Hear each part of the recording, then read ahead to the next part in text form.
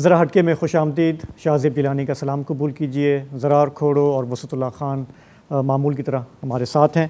तो आज आपका दिन है, फ़ोन इन डे है।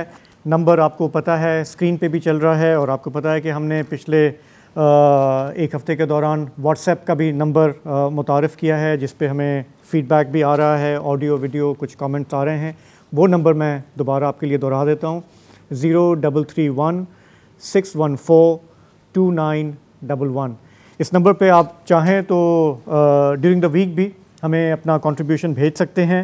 ज़ाहिर है कि ये फ़ोन कॉल्स के लिए नहीं है, और हमने जैसे पहले भी आपको बताया था कि कोशिश करें कि मिनट डेढ़ के अंदर आपका नाम, जहाँ से आप ये भेज रहे हैं उस जगह का नाम, और जो भी मसला है या कमेंट है वो आप हमें भेज सकते हैं, ताकि इस प्रोग्राम में आपकी शमूलियत जो है उसको हम और बेहतर कर सकें।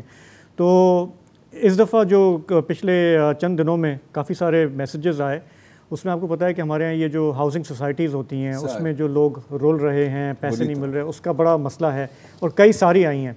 आज के प्रोग्राम में हम एक शामिल करते हैं। ये हमें भेजा है एम्स्टरडम नीदरलैंड से। हसन कलीम साहब हैं। पहले उन्होंने एक छोटी सी वीडियो भेजी है, और फिर हम उनका सुनते हैं कि मसला क्या है। पहले वो वीडियो दिखा दें।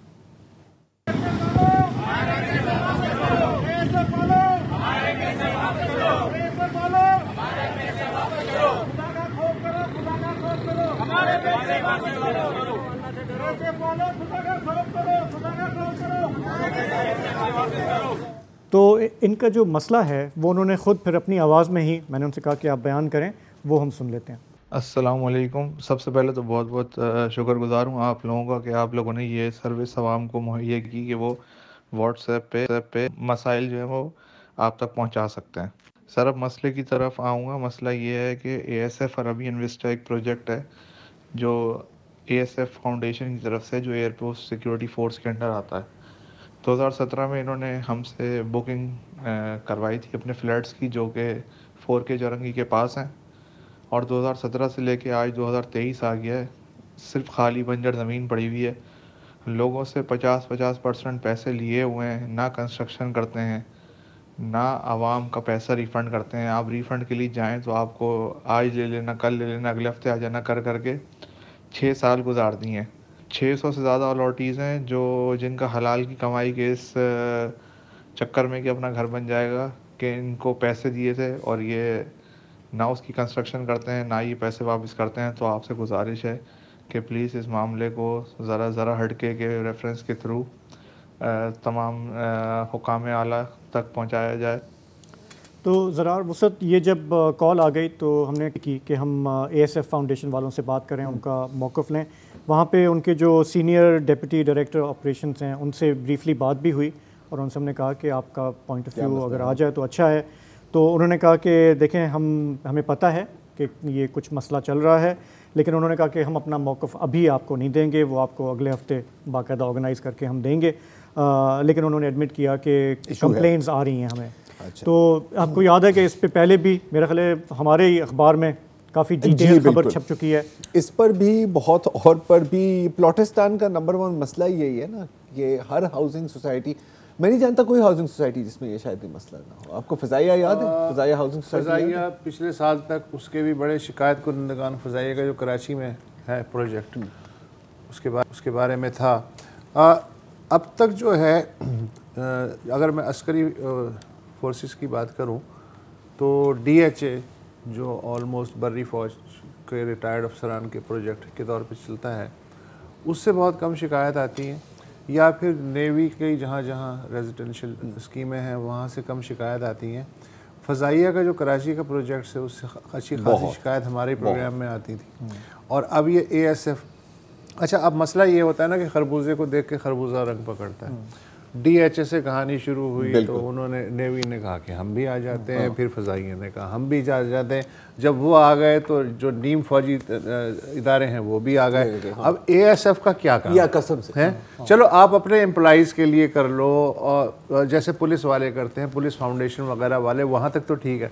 अब आप अपने एम्प्लॉइज़ की बजाय आवाम से पैसा पकड़ रहे हैं। अच्छा, आपको तजर्बा पता नहीं है नहीं है, ये बता रहा है आपको कि आप बंजर ज़मीन, अगर इन कंप्लेनेंट की बात पे यकीन कर लिया जाए, बंजर जो ज़मीन पड़ी हुई है, इसका मतलब आपको तजर्बा तो नहीं है। लेकिन आपने उस्ताद फलाना कर रहा है, तो जैद कर रहा है, बकर कर रहा है, तो हम क्यों नहीं कर सकते? पैसा पकड़ना शुरू कर दिया। नहीं, अब नेक्स्ट क्या है? प्रीडी थाना हाउसिंग सोसाइटी, यही होगा। अच्छा, फिर अच्छा बड़ा आसान है। अब मसलन फ़र्ज़ करें कि 50 करोड़ का प्रोजेक्ट है, 25 करोड़ है बैंक में जमा है, अब पता नहीं उसका क्या इंटरेस्ट भी आ रहा होगा, कहाँ जा रहा होगा, कहाँ लग रहा होगा, कौन पूछने? कमाई तो ऐसी होती है ना, 50% डिपॉजिट आपने ले लिया है, उस पर तो आप कमा रहे हो। पिछले मेरे ख्याल 10 दिन पहले कराची से मैं जब हैदराबाद जा रहा था, आप भी वहाँ पे थे हैदराबाद में, तो दोनों तरफ से आप अगर देखते हुए जाएँ ना, तो एक तो बहरिया और DHA सिटी तो है ही है, लेकिन उसके साथ लगातार आपको राइट लेफ़्ट पे ना कोई आपको बैनर, दरवाज़ा बना हुआ है, कभी कमांडर, कभी ये पूरा पैच जो है आपके M9 के साथ नी मस्करी चल रहा है ये वहाँ, और उसमें हर तरह के लोग हैं। तो अब ये जैसे बहरिया टाउन वाले हैं, केस अदालत ने तय कर दिया यार ये लोगो, ये नाम जो है आप तब्दील कर दें, और अब बरसों पहले कर दिया है ना, आपको याद है? बिल्कुल शुरू भूल गया था। पहला जो इनका था ना बहरिया वालों का, लोगों ने ये समझा ये तो नेवी की स्कीम है।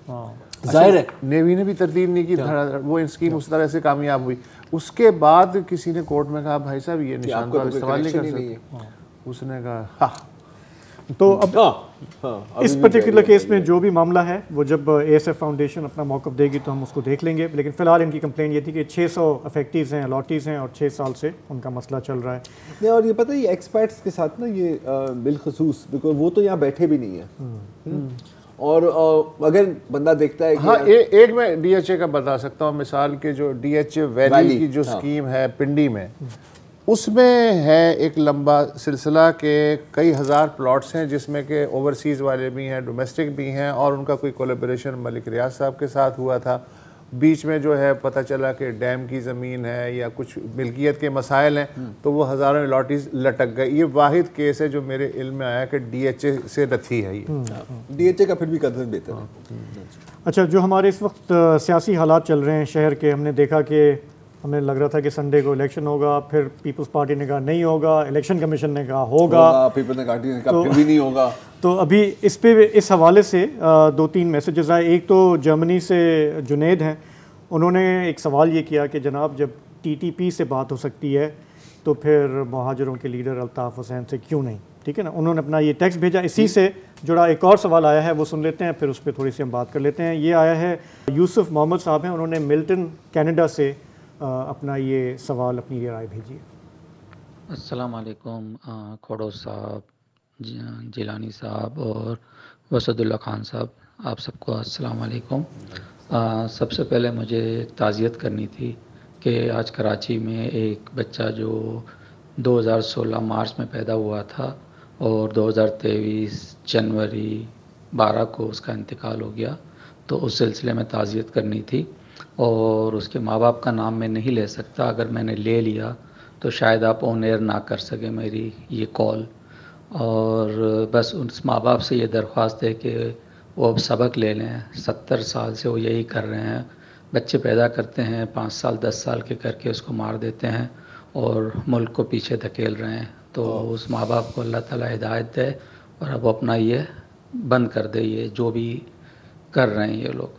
दूसरा ये है कि आज जो मुल्क जिस साल में पहुंचा है इसमें सभी शामिल है, पीपल्स पार्टी, मुस्लिम लीग नून, PTI, इस्टेब्लिशमेंट, जुडिशरी, सब ने मुल्क को तबाह किया हुआ है। हमारे पड़ोसी मुल्क को ही देख लें कि उसके बच्चे यहाँ पर कनाडा, US और यूरोप में हज़ारों डॉलर कमा के अपने अपने मुल्क भेज रहे हैं, और हमारा बच्चा स्कूल कॉलेजेस में बहुत पीछे रह गया है। ना उनको कोई स्टूडेंट्स वीज़ा मिलता है, ना उनको कोई वर्क परमिट और जॉब परमिट मिलते हैं, बिकॉज़ ऑफ मुल्क की कंडीशन पॉलिटिकली अनस्टेबिलिटी है। तो कोई उनका पूछने वाला कोई हाल नहीं है ना। तो बस दुआ है अल्लाह ताला सबको हिदायत है। अस्सलाम वालेकुम यूसुफ, अल्लाह हाफ़िज़। उन्होंने मुझे भी थोड़ा हिला दिया जब उन्होंने ताज़ियत की बात की, फिर बात समझ में आई कि वो क्या बात कर रहे हैं। धीरे-धीरे समझ आई। तो जी बताएं। बस इस पे तो कोई बात नहीं हो सकती। अच्छा, उनका जवाब दें कि TTP से बात हो सकती है तो अल्ताफ़ हुसैन से, तो ये तो दलील अल्ताफ़ हुसैन खुद भी दे चुके हैं। ये खुद भी दे चुके हैं, लेकिन बता देना क्यों नहीं हो सकती। आप बताएं।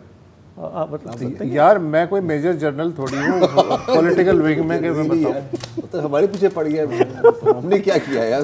सवाल आ रहा है तो भाई जवाब तो देना है। दे दो ना जवाब, कौन रोक रहा है आपको यार? चले तो फिर बतौर सिविलियन हमें एहतियात करना चाहिए। चलिए ठीक है, इस पे हम एहतियात करेंगे। लेकिन आपका सवाल आ गया, सवाल पूछना आपका हक है, जो आप बिल्कुल पूछ सकते हैं, और वो जवाब मिले ना मिले। जवाब मिले ना मिले। अच्छा, कराची से कॉलर से जी, सॉरी, नवाब शाह से हमारे कॉलर हैं कामरान अली। अस्सलाम वालेकुम कामरान भाई।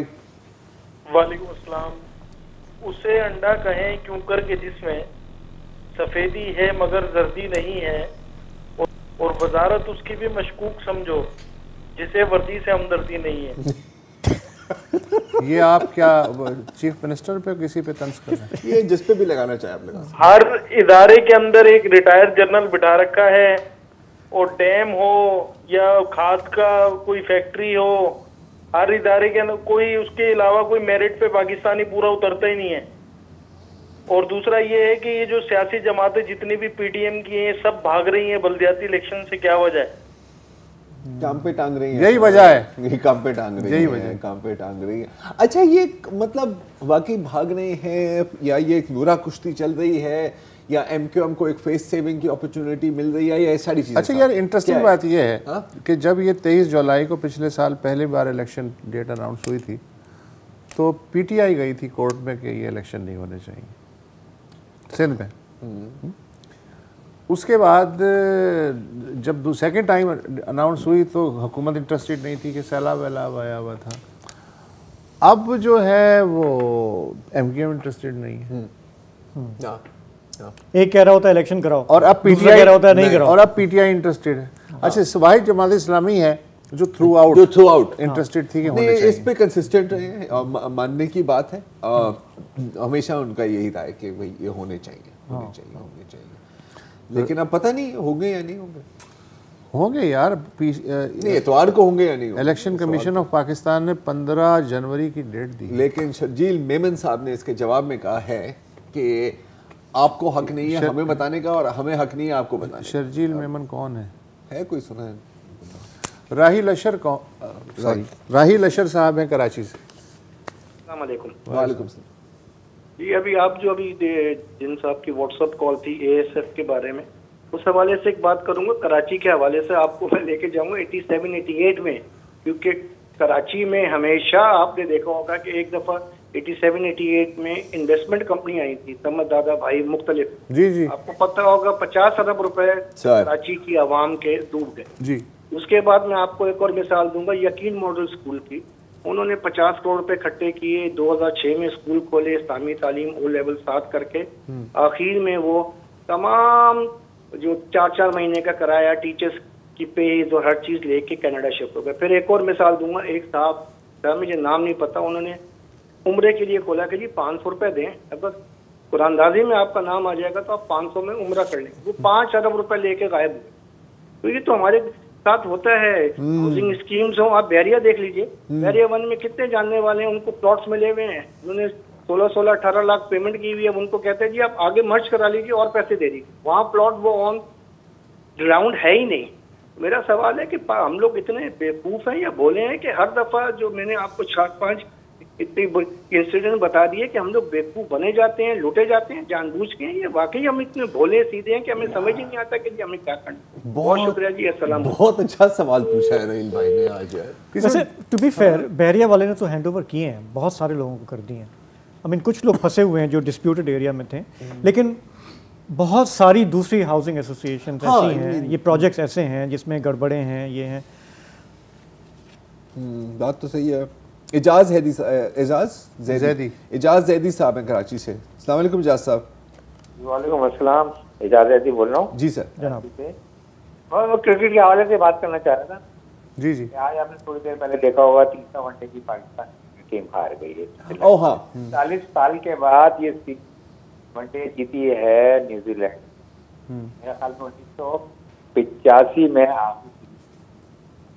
अब आप देखें कि क्या आपके कैप्टन की बॉडी लैंग्वेज तो देखेंगे कैप्टन साहब, घबराए हुए, खौफ में मुब्तला।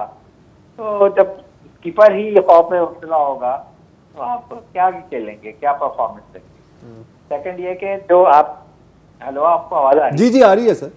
और सेकंड ये कि जो आपने कोचेस रखे हुए हैं हमारे पीसीबी वालों ने, बॉलिंग कोच अलग है, बैटिंग कोच अलग है, पिचिंग कोच अलग है, बारी बारी तनख्वाहों पे रखे हैं, कोई काम नहीं हो रहा।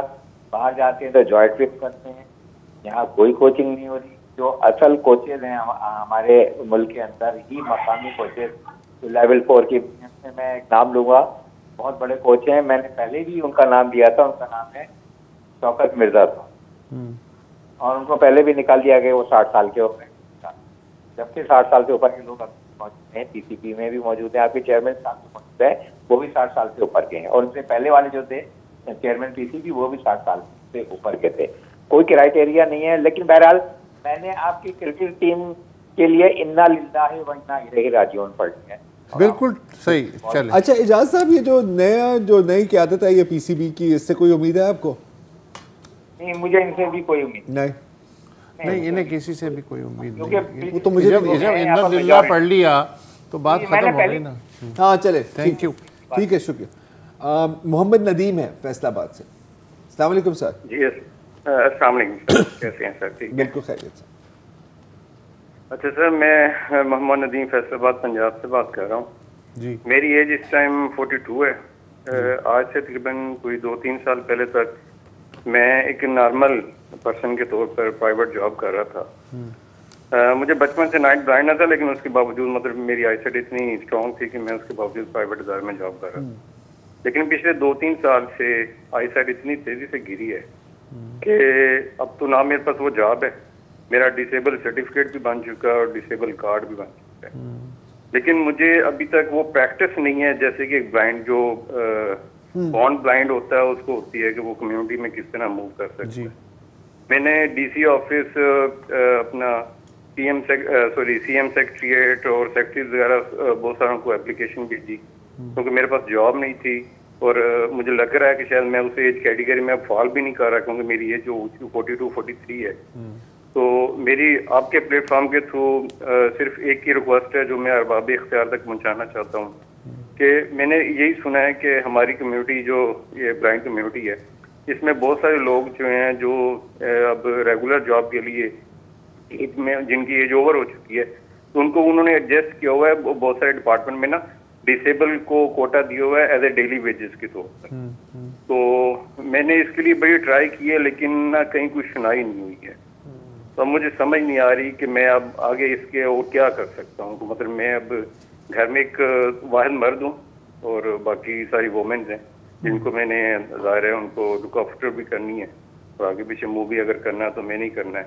तो मेरी सिर्फ आप लोगों से ये रिक्वेस्ट है, अगर आप के थ्रू अगर मेरी किसी अरबाब इख्तियार तक ये बात पहुँच जाए और अगर मेरा ये कोई जॉब का सिलसिला बेतौर एज ए डेली वेजेस के तौर पर ही लग जाए किसी महकमे में, तो बड़ी नवाजिश होगी। आप अब तक क्या काम करते रहे थे? सर मैं as a computer data entry operator एक आईटी कंपनी में जॉब करता रहा हूँ। ठीक। किससे बात हो सकती है इस हवाले में? आइडिया है?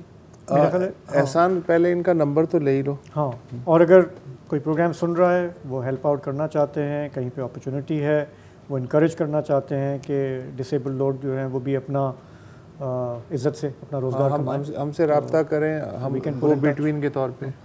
हाँ, आई मीन देखें कुछ तो इसमें मतलब एक तो कदम आगे तो गए हैं। आपको याद है यूसुफ सलीम का भी केस था, द जज, जो फिर उनको मतलब टेस्ट देने से रोक दिया गया था। फिर मुझे याद है कि शो के दौरान हमें कॉल आई थी रजिस्ट्रार सुप्रीम कोर्ट से कि जी और मेरे ख्याल है कि साकिब मलिक साहब थे उस वक्त, साकिब निसार साहब थे, तो उन्होंने बाकायदा नोटिस लिया था और कहा था कि नहीं इनको बहाल करें। लेकिन अगेन कहने का मकसद ये है कि जब तक ऊपर से नहीं आती ना तो नहीं होता, नहीं होता। एक वक्फा ले लेते हैं, वो कॉल चलिए। वेलकम बैक जी। अभी ब्रेक से पहले मोहम्मद नदीम साहब की कॉल आई थी फैसलाबाद से, जिनकी आंखें कमज़ोर होती जा रही हैं, वो जॉब नहीं कर सकते और वो कोटा की बात कर रही थी। तो अभी मुझे मैसेज आया है ताहिरा अब्दुल्ला जी का, और वो नदीम साहब अगर आप सुन रहे हैं तो वो कह रहे हैं कि 2 NGOs हैं, ये इस्लामाबाद के हैं लेकिन आप उनसे रब्ता कर सकते हैं। एक है PFFB जो है पाकिस्तान फाउंडेशन फाइटिंग ब्लाइंडनेस, ये है PFFB, और दूसरी एक है स्टेप के नाम से, ये भी शायद इस्लामाबाद में ही है, स्पेशल टैलेंट एक्सचेंज प्रोग्राम, जहां पर आप मिस अकरम या मिस्टर शेख से रब्ता कर सकते हैं। तो ये आप कोशिश करें, इतने में हम और भी कोशिश करेंगे। एक और भाई भी थे, वो भी फैसलाबाद से ही कॉल करते थे, आपको याद है, उनका भी डिसेबल्ड का कोटा था, तो वो भी इस पर रब्ता कर सकते हैं। वैसे आपकी रिक्वेस्ट मैंने दूसरी ऑर्गेनाइजेशन को भी दी है, तो इंशाल्लाह लेट्स सी, कुछ शायद उम्मीद है कि शायद आपको कुछ फ़ायदा हो जाए। बदर मुनीर साहब हैं लिया से। अस्सलाम वालेकुम बदर भाई। अस्सलाम वालेकुम जनाब, कैसे हैं आपकी सर? देर से मैं होल्ड पे रहता हूँ, थोड़ी सी मेरी पनिशमेंट एक तो कम कर दें। अच्छा, दूसरी ये है कि बात मुकम्मल हो जाए, ये मेरे लिए बड़ी बात होगी। हालात हाजरा आजकल सियासी मंजरनामा चल रहा है, उस पर ही मैं बात करना चाह रहा हूँ जी। तो इजाजत फरमाइएगा, बस ऑपरेटर साहब से कहिएगा कि लाइन ड्रॉप ना हो।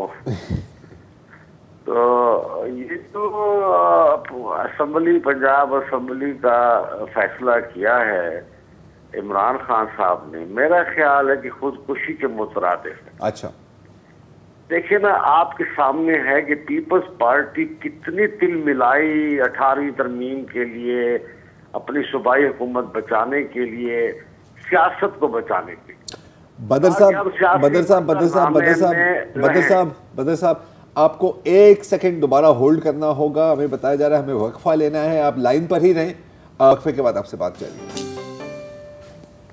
वेलकम बैक जी, हमारे साथ लाइन पर बदर मुनीर साहब हैं। बदर साहब, आप कह रहे थे कि आपकी नज़र में जो पंजाब असेंबली वाले जो डिसॉल्व करना है, वो इमरान खान ने खुदकुशी कर लिया सियासी। जी हाँ, खुद भी और पीटीआई को भी दबाव डाला।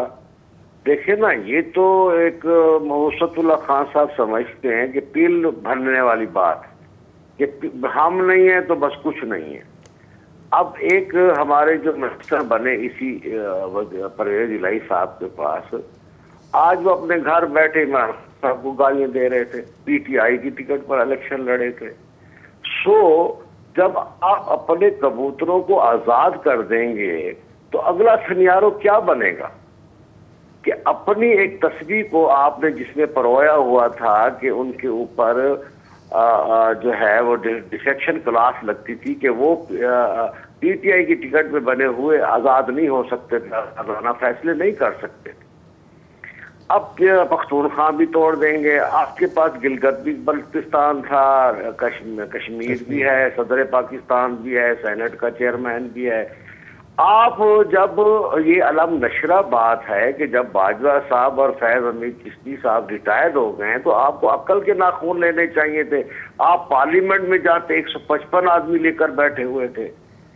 इसका मतलब मुझे ये लगता है कि ये सारे मिलजुल कर इसको उन्होंने फूंक भरी है और ये असेंबली तोड़वा दी, और ये पख्तूनख्वा भी तोड़ेगा। आप देखेंगे ये सात परिंदे उड़ जाएंगे। ये कला कमा कर दिया इसने अपना भी, खुद तो डूबे हैं सनम, और सबको लेके डूबे हैं, और सबको लेके। इसके मतलब ये होगा कि नतीजा तन मैं वाजा मारियां बुलाया किन्नी वार में, तो किसी ने मेरी गाल ना। लेकिन बदर मुनीर साहब एक बात बताएं, ये जो आप कह रहे हैं कि सब परिंदे उड़ जाएंगे, उड़ के जाएंगे कहाँ? इसलिए कि सबसे हॉट टिकट तो इस वक्त पीटीआई का है, उड़ के कहाँ जाएंगे? ये नहीं रहेगा। अभी वो इलेक्शन करवा रहे हैं, सवाल ही पैदा नहीं होता। उन्होंने जो है अभी इसका जो है वो करना है, अपना मर्दमशुमारी का होगा, हल्का बंदी होगी, फिर एक लंबा, मुझे तो 23 में इलेक्शन ही नजर नहीं आ रहे, 24 तक कहाँ नहीं जाएगी, पहुंची वहीं पे खाक जहाँ का खमीर था, ये तो वहीं अकेला फिरता फिरेगा। आप देख लीजिएगा, सारे उड़ जाएंगे। चले अभी हम आज क्या 12 जनवरी है? हाँ 12 जनवरी है ना आज। हाँ तब 13 हो गई है, 13 जनवरी है। मेरा ख्याल है कि क्या मारूजी हालात तो इसकी गवाही नहीं देते। जो ये कह रहे हैं कि इस तरह होगा। पिछले एक साल पे अगर नजर ख्वाहिशात तो रख सकते हैं। हाँ चले देखते हैं अगली जनवरी तक। हाँ क्या देखते हैं, यही देखेंगे। वेल लाजिम है, हम भी देखेंगे। इलियास चौधरी साहब हैं कराची से। हेलो जी, अस्सलाम वालेकुम जी। जी वालेकुम। आप तीनों भाइयों के लिए दुआ गो हूँ, अल्लाह ताला आपको सेहत दे और उम्र दराज करे। आमीन। तो आज मेरा सियासी सवाल है, आपका फैन हूँ, आपका रेगुलर कॉलर भी हूँ। तो ये है कि ये जो थोड़ी बात तो इन्होंने सियासी कर दी। पहला सवाल बदर मुनीर साहब ने लिया, दूसरा मेरा सवाल है, ये 12 करोड़ अवाम का सूबा है, इनके हकूक को प्रोटेक्ट करने के लिए हमारे मुल्क की अदालतें सोई हुई हैं कि इनके हकूक को प्रोटेक्ट करना। 4 साल हमारे सूबे को पंजाब में बज़दार ने लूटा, फिर ये परवेज चौधरी ने लूटा और ये परवेज अलाई ने, अभी उसके बाद फिर असम्बलियां तोड़ रहे हैं। तो ये अवाम से क्यों, ये अवाम पे, ये 12 करोड़ अवाम पे जुल्म कर रहे हैं? और यही सूबा है जो पूरे पाकिस्तान की शाह रग है, और 12 करोड़ अवाम को इस तरह क्यों तन्हाई में मार दें? और मुल्क के ये हालात मुआशी भी सही नहीं है और सियासी इस्तेकाम भी नहीं है। तो ये ऐसा बंदा, पुलिस में एक सिपाही भर्ती करने के लिए तो सिक्योरिटी क्लियरेंस होती है, ऐसे मुल्क दुश्मन बंदों के लिए कोई क्लियरेंस नहीं है, और अदालतें भी सो मोटा एक्शन नहीं ले सकती क्या? हाँ, लेकिन मसला ये है कि ये आपकी ख्वाहिश हो सकती है, आपकी विश हो सकती है, ग्राउंड रियलिटी ज़ाहिर है कि ज़रूरी नहीं है कि आपके परसेप्शन का साथ दें। और ये जो बेचारे 12 करोड़ हैं बेचारे, इन्होंने अभी जो 20 सीटों पे ज़मीनी इंतखाबात हुए थे पंजाब असम्बली की, उसमें से 15 खान साहब को ठीक ठाक तरीके से वापस की हैं। तो ज़मीनी हक़ायक़ तो ये हैं। हाँ, अगर आप उनसे मुत्तफ़िक़ नहीं हैं तो आपको बड़ा दुख होगा, लेकिन फिर मैं वही बात करूँगा कि जब फिदवी तरक्की करने पे राज़ी नहीं है तो फिदवी को बार बार तरक्की करने पे क्यों मजबूर किया जा रहा है? तो कुछ ऐसा ही वो जो बदर मुनीर साहब भी बड़े दुख का इजहार कर रहे थे। तो जब जिसके लिए दुख का इजहार किया जा रहा है उसको अंदाज़ा नहीं है तो आप क्यों अपनी नींदें ख़राब कर रहे हैं? आपका तो नुकसान नहीं हो रहा, नुकसान हो रहा है तो उसका हो रहा है, फ़ायदा हो रहा है तो उसका हो रहा है। ऐसा ही है। तो ये सूरत हाल है। और कोई कॉलर है भाई? इम्तियाज़ हुसैन कराची से। जी, अस्सलाम वालेकुम जी। वालेकुम सलाम। सर अल्लाह ताला आप तीनों को जिंदगी दे, सेहत दे। आमीन। आपको भी सर। छोटी सी बात करनी थी, ये अभी घोटकी में जो है सुई गैस के एक ज़ख़ायर जो है दरियाफ्त हुआ है। अच्छा। तो मैं अपनी ज़ाती एक ख्याल बताता हूँ, ऐसा तो नहीं कि गैस बहुत ज़्यादा बलूचिस्तान में मौजूद हो और जो लोग निकालने वाले या जो ड्रिलिंग या माइनिंग वाले उस पर काम नहीं करते, क्योंकि बलूचिस्तान तो बहुत बड़ा सूबा है। तो आप अपने चैनल से नहीं तो घोटकी का जिक्र करते करते आप बलूचिस्तान कैसे पहुंच गए? हाँ, मतलब उस तरफ तो सर बहुत ज्यादा सिलसिला है गैस का। नहीं, घोटकी की बात क्यों कर रहे थे आप? नहीं, अभी जो थोड़े दिन पहले एक न्यूज आई है उस हवाले से कह रहा हूँ। गैस तो है, हाँ, अल्लाह ताला ने पाकिस्तान में तो बहुत, लेकिन घोटकी में कितनी गैस निकली है? अभी अच्छा खासा, अभी आप कितना पढ़ रहा था अंदाजन कि वो मतलब इतना है कि बहुत ज्यादा, कितना काफी होगा ना यार वो सर। तो सर आगे ये खुशखबरी हमसे भी शेयर करें ना, कितनी गैस निकली घोटकी? तो मैं ये कहना चाह रहा था कि अगर आप लोग कभी इस पे प्रोग्राम करें कि वाकई वहाँ गैस अभी भी बहुत ज्यादा मौजूद है या सिर्फ निकालने की वजह, मतलब कोई वजह ऐसी है जो वो निकाल नहीं रहे हो। इम्तियाज साहब देखिए, मेरा ख्याल है एक्सप्लोरेशन तो चल रही होती है और इसकी टेक्नोलॉजी भी बेहतर होती रहती है, लेकिन मेरा ख्याल है कि जो मौजूदा गैस फील्ड्स हैं, I don't know, correct me if I am wrong, वो बलूचिस्तान के मेरे ख्याल तकरीबन टैप आउट ही हो गए। तकरीबन टैप आउट, हाँ, तकरीबन ऐसा मतलब देखिए सिंध में है गैस है, ये कादरपुर जो है प्रोडक्शन ये घोटकी जा में रही है, है कादरपुर जो है, और भी आपके खैरपुर में, नारा के इलाके में भी है। लेकिन जो बलूचिस्तान के हमारे ज़ख़ायर रहे उनको हमने इतनी तेज़ी से डिप्लीट किया है, हमने ये सारा CNG का सिस्टम कर दिया, हमने क्या क्या नहीं किया कि अब आपके पास वो गैस जो है वो उसके ज़ख़ायर तेज़ी से कम हो रहे हैं। अच्छा, बहुत सस्ते में भी बेचा था जब बेचा था जी, कदर ही नहीं थी, कदर मुफ्त की कदर का अंदाज़ा तो इससे लगाए ना कि मेरे घर में मसल मैं मिसाल दे रहा हूँ कि जी फ्लैट में ठंड है, हाँ, तो वो हीटर नहीं चलाएंगे, हाँ, गैस का चूल्हा हल्का सा जला दिया, हाँ, उसका जो शोला है उससे जो है वो टेम्परेचर मेंटेन की, इस तरीके से गैस अच्छा, जो है वो और जहाँ नहीं भी ऐसा किया, हमारे जो गैस के चूल्हे हैं उनका डिज़ाइन ही इतना इनएफिशिएंट है कि ज़्यादातर ज़ाया होते हैं। और पता है एक और मज़ेदार बात है, अब थोड़ा सा मैं टॉपिक जंप कर रहा हूँ, लेकिन वेस्टेज हमारा नंबर 1 मसला ही वेस्टेज का है। जैसे अगर आप बिजली को भी देख लें, पैदा करने का इतना मसला नहीं है, डिस्ट्रीब्यूशन का मसला है, लाइन लॉसेस का मसला है। अभी मैं आज पानी का भी यही है, पानी का भी है। आज मैं दूध के बारे में एक आर्टिकल पढ़ा था कि हालांकि मेरा ख्याल है कि हम 4th लार्जेस्ट हैं मिल्क प्रोड्यूसर्स या डेयरी प्रोड्यूसर्स, तकरीबन 26 से 30% दूध ज़ाया हो रहा है, ज़ाया हो रहा है। तो आप सोचें कि मतलब इतने छेद है ना हमारी बाल्टी के अंदर, और सिर्फ आप उनके ऊपर टेप लगा दो तो आपका काम निकल जाएगा यार। डेनमार्क जो है वो सिंध से भी छोटा है, सिंध से भी छोटा है, हाँ। लेकिन दुनिया की 10% डेयरी नीड्स डेनमार्क पूरा कर। सोचो 2 अखबार ले लें जी। तो जुमे का दिन है, आपकी हम कॉल्स ले रहे हैं। थोड़ा सा हम यहाँ पे भी व्हाट्सएप में भी जो आए हैं आपके कंट्रीब्यूशन वो ले लेते हैं। हमारे पास बहरीन से ज़हीर अजहर साहब ने बसत और ज़रार प्रोग्राम पे थोड़ा फीडबैक भेजा है, तो सुन तो ख़तरनाक सुने जी। अस्सलाम वालेकुम, ज़हीर अजहर फ्रॉम बहरीन। अच्छा सर, खोड़ो साहब, वसतुल्लाह खान साहब और जिलानी साहब और पूरी ज़रा हटके की टीम को अस्सलाम वालेकुम। अच्छा, 2 छोटी छोटी बातें सर कहना चाह रहा हूँ। एक तो ये कि आपने जो ज़रा हटके पिछले 2-3 महीने से शायद ऐसा है कि जब मैं यूट्यूब पे सुनता हूँ, मैं देखता हूँ आपका प्रोग्राम, तो उसमें जब वक्फे के बाद आप दोबारा आते हैं तो आपके प्रोग्राम की जो जिससे कह लें सिग्नेचर टून है ना, जो म्यूज़िक है, सही है, वो पहले तो रेगुलर मतलब आता था दरमियान में, लेकिन अभी नहीं आता है वो दरमियान में। एक और दूसरा ये कि जो खोड़ो साहब हैं उनकी उर्दू थोड़ी मेरी तरह है कह लें, तो अक्सर बहरान को बुरहान कह जाते हैं, और आपके जो सेट का मतलब वो है स्टूडियो का जो सेट है वो भी इस तरह है कि खोड़ो साहब के पीछे हैं जो वो इसके अल्फ़ाबेट या कुछ अल्फाज लिखे हुए उर्दू के, ठीक है, और सबसे अच्छी उर्दू वसतुल्लाह खान साहब की, उनके पीछे कुछ नहीं है सेट में ऐसा। तो ये क्या खुला तजाद नहीं है सर? ये मुझे सिखाने की कोशिश कर रहे हैं ना सर कि यार कहीं ना कहीं गलती से नजर पड़ जाए, हो सकता है बंदा थोड़ा सा सीख जाए। नहीं, लेकिन मैं बात आपकी सही है, ये बात कहूँगा कि इस प्रोग्राम को कितने 7 साल तो हो गए ना, बहुत आपने बहुत ही तरक्की की है। लिंग्विस्टिकली मैं कहूँगा कि नहीं, आपके साथ रह के कैसे नहीं करूँगा यार। नहीं, मेरे साथ रहने के बावजूद ठीक है, इसको यूँ देख लेते हैं। नहीं वाकई नहीं, थैंक यू बहुत। अब यह है कि ख़वातीनों तो नहीं कहता मैं अब नहीं, अब नहीं कहता, एक ज़माने में बहुत कहता। सॉरी, क्या करें।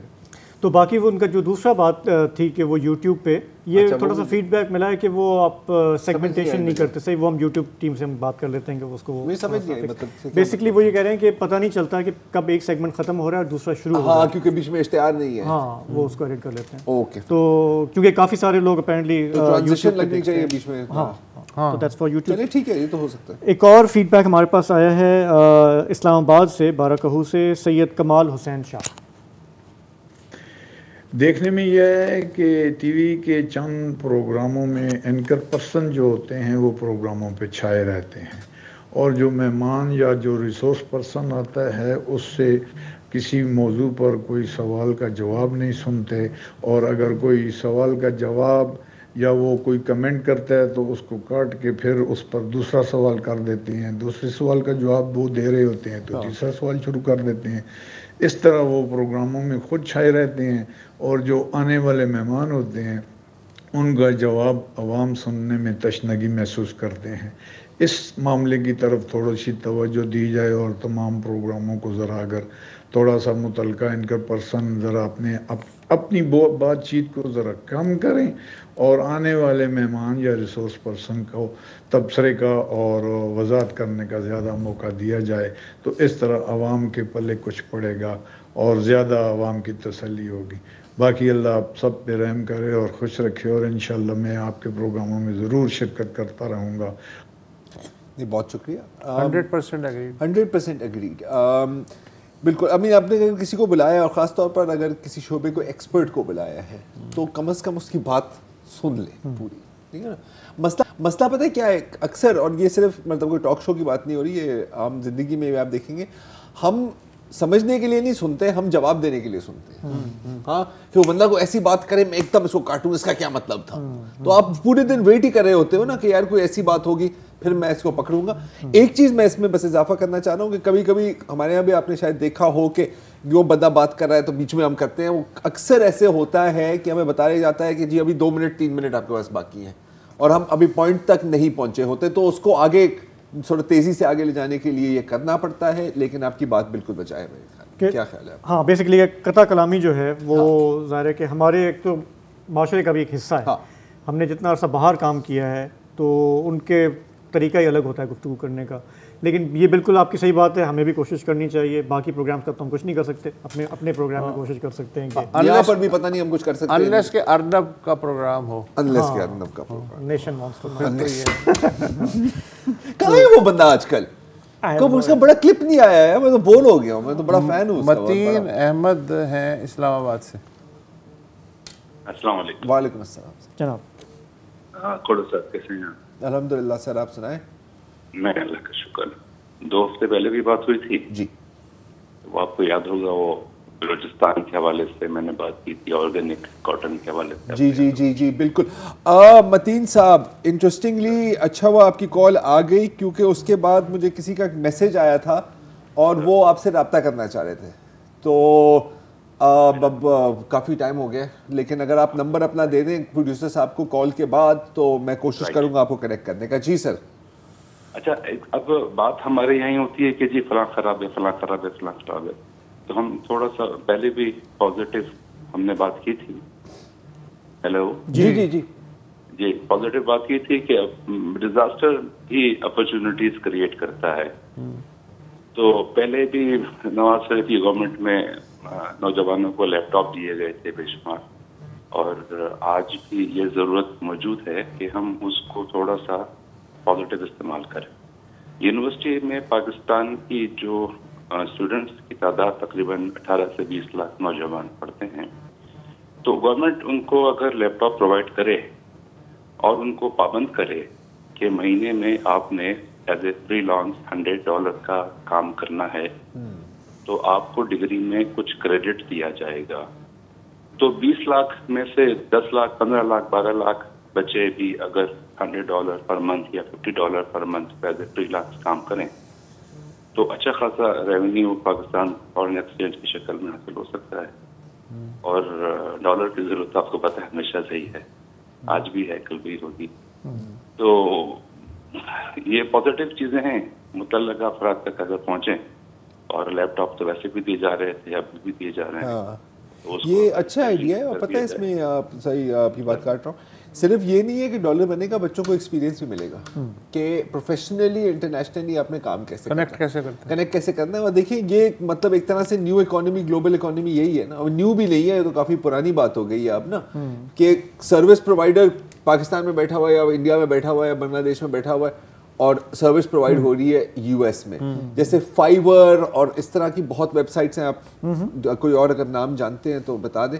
लेकिन एनीवे इस तरह की बहुत फ्रीलांसर वेबसाइट्स हैं। मैं बहुत वर्किंग प्रोफेशनल्स को भी जानता हूँ जिन्होंने अपनी बाकायदा वहाँ पे अच्छी प्रोफाइल बनाई हुई है। इनफैक्ट एक बड़ी मज़ेदार मैं कहानी इस पर पढ़ा था कि यहाँ पे एक बंदा था, वो आई स्पेशलिस्ट है, और उसने कोई बिल्कुल ही टेक्निकल काम शुरू किया एज अ टेक्निकल राइटर, ये ऑनलाइन।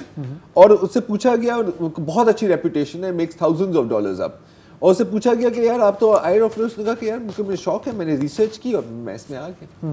तो बहुत अपॉर्चुनिटीज है इस तरह की, सिर्फ ढूंढने की बात है और फिर डिलीवर करने की बात। सही। मैं आखिर में सिर्फ ये कहना चाह रहा हूँ कि जो हमने ये व्हाट्सएप का नंबर शुरू किया है, थ्रू आउट द प्रोग्राम ये बस कर बंद ही नहीं कर रहा। सो ये एक दफ़ा फिर आपको सिर्फ बता रहे हैं कि इस पर आप अपना ऑडियो मैसेज, वीडियो मैसेज हमें भेज सकते हैं। ये फ़ोन कॉल्स के लिए ये नंबर नहीं है, क्योंकि फ़ोन कॉल नहीं उठाई जाएगी। तो आप हमें ज़रूर अपना जो इनपुट है वो भेजें, हम वो प्रोग्राम में शामिल करना चाहते हैं हर जुमे को। इसके साथ ही हमें इजाज़त दीजिए। खुदा हाफिज़, शब्बा।